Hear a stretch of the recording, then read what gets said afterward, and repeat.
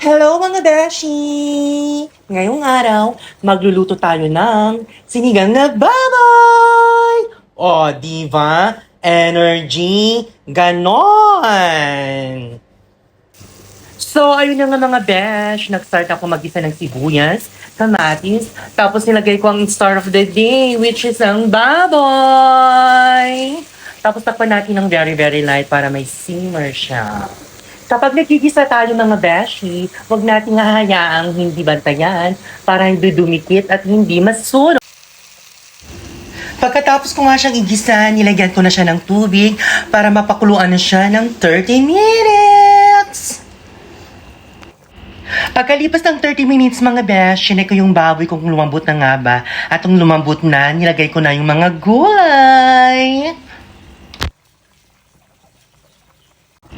And this is it, mga beshi. Ready to serve na ang sinigang na baboy. Thank you, Lord, sa mga blessings. Let's eat, mga beshi.